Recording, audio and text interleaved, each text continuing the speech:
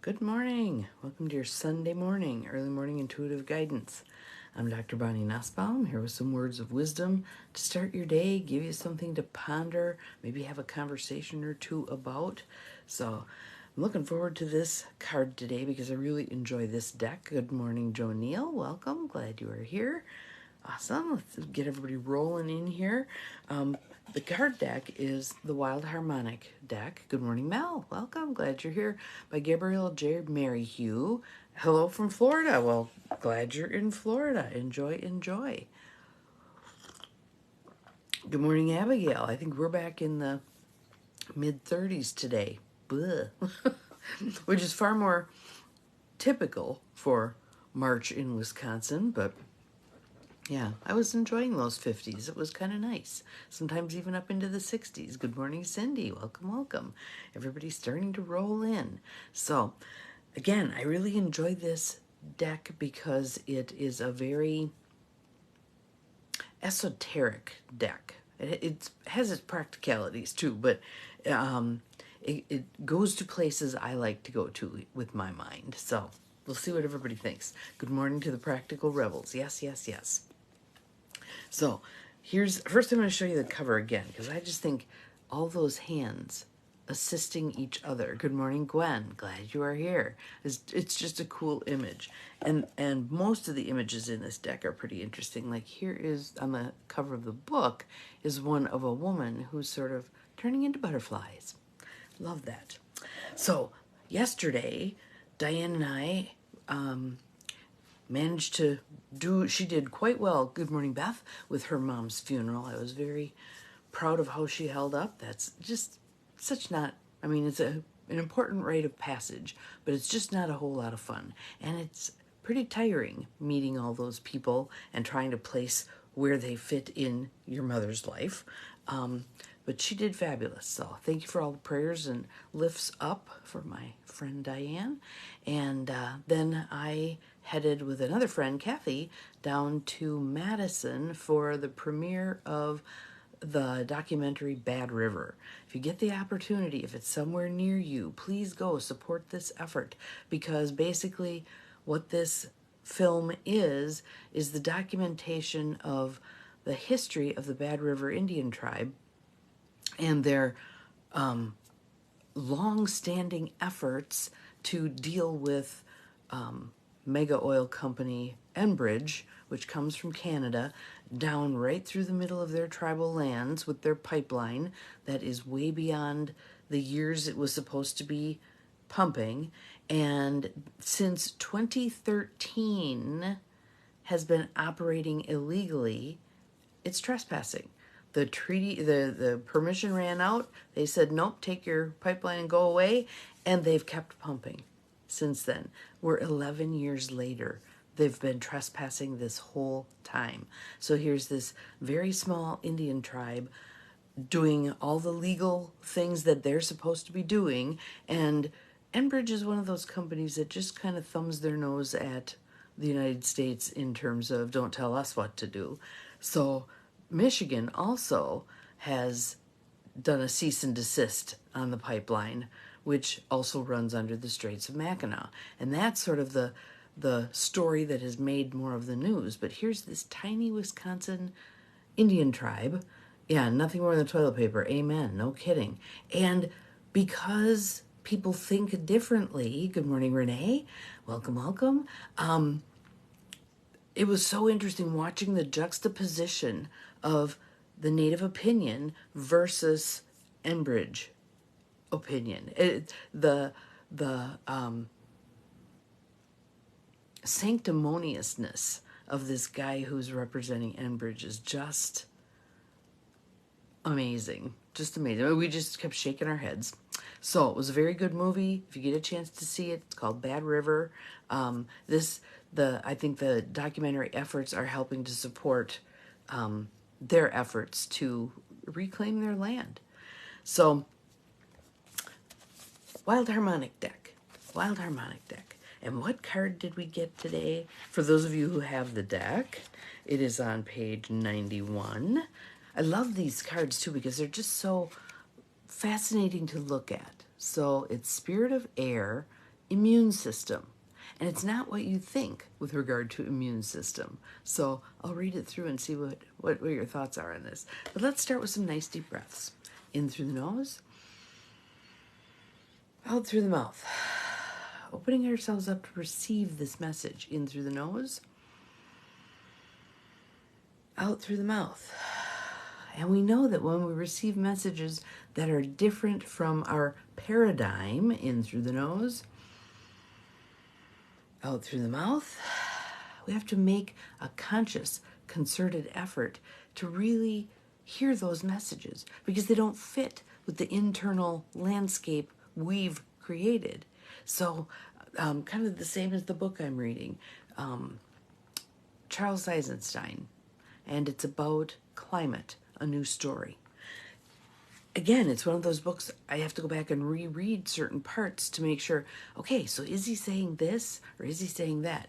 Basically what he's saying is both sides of the climate argument are misguided and that really the focus needs to be on replenishing our soil, fixing the whole biome, not just focusing on sequestering carbon, but all of these things. It's a massive system, and you must address the whole system, not just a little piece. Certainly it's an important piece, but not just a little piece.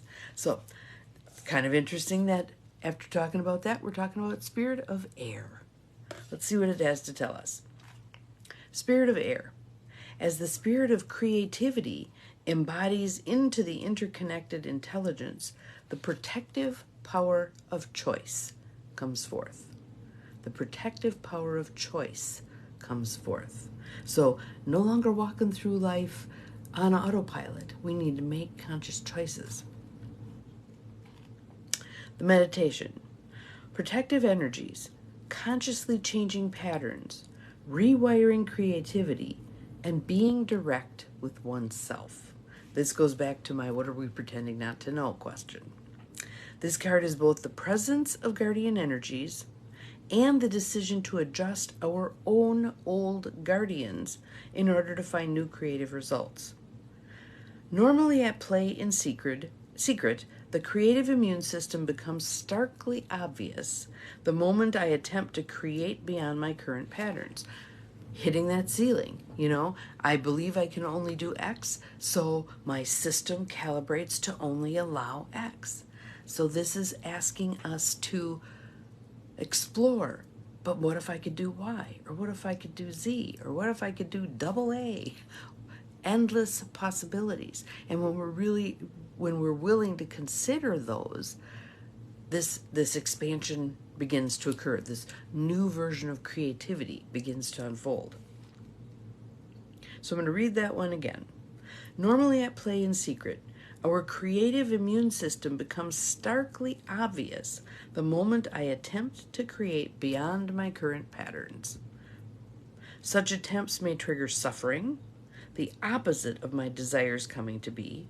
Yet if I make a direct communication through resonance, my guardians will adjust in order to allow these new patterns to open. So again, let's go back to our ask, believe, receive. So if I'm attempting to accomplish something and it's the fits and starts, it's not working, it's not clicking, it's not flowing, it's not, ask, okay, guardians of creativity, what do we need here in order to open up the flow?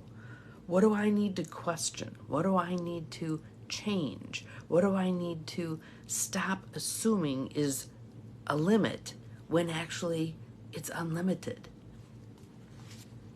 So here's the inquiry question. And Cindy, if you could put this in the feed, that would be fabulous.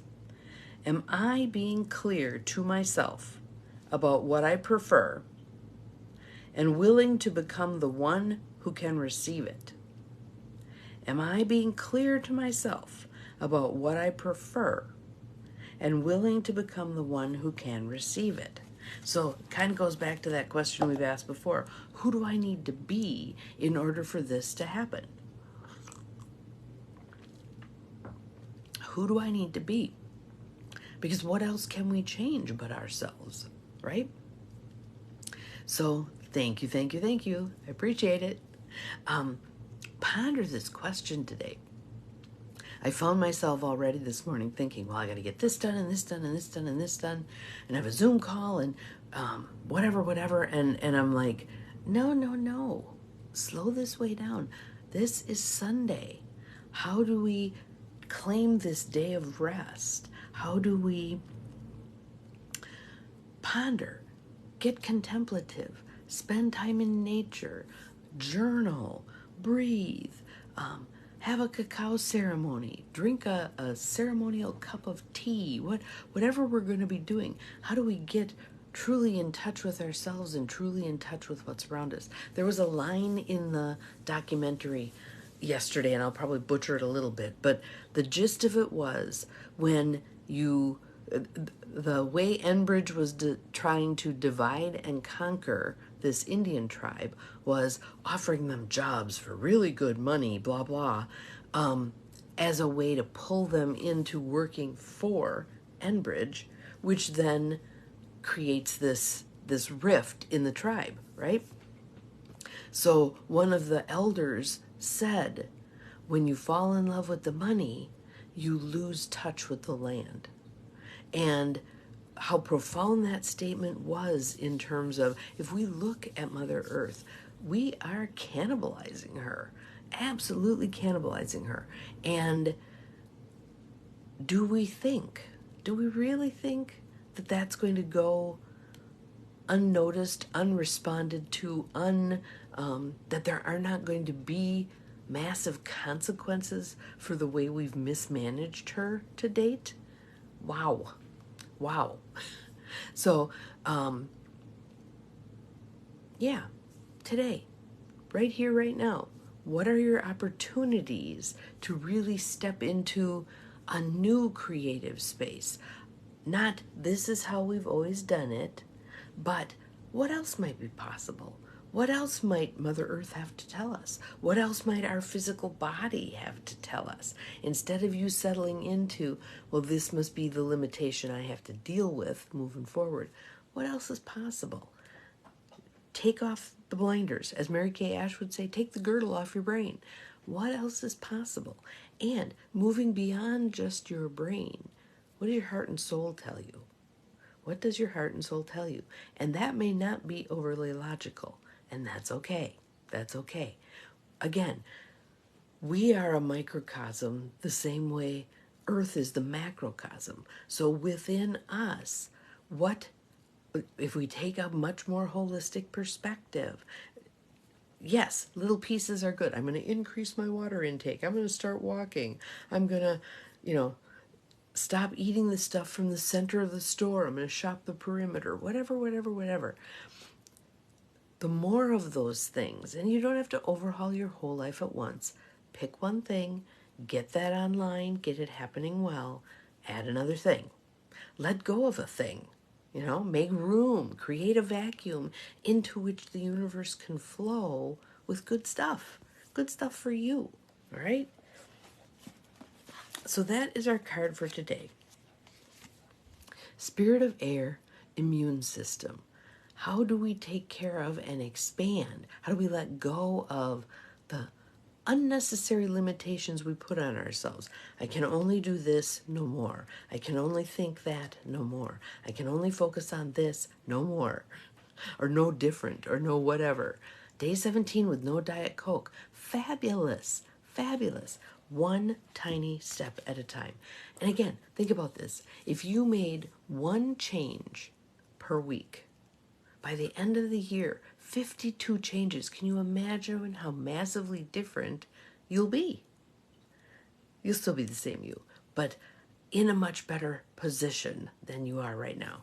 One little thing. Just pick one. I love how some of you have been clutter clearing along with my free clutter clearing thing that's been going on. I love how everybody is kind of picking their little piece to move forward. For me, it's been the paperwork. Working from home. Yes. So what do you do when you're in your environment? What do you do when you're in your... Have you made your home environment, where you're going to be, what you're going to do, conducive to that, right? So oftentimes I will look around my desk and go, this is way too cluttered for me to function well. So I'll take a little, okay, I'm just going to clear out the pencil case, or I'm just going to clear out this little pocket of papers right here. Pick a little piece. I don't have to do the whole desk at once. Just pick a little piece. Little bitty. Yes. Fabulous. Fabulous. Yes. All good stuff. All good stuff. So, in the spirit of air, let's attend to our immune system, our creative immune system today, and let's see what we get. So have an awesome day. I will see you again tomorrow, and remember, you are capable of far more than you think you are. Bye-bye.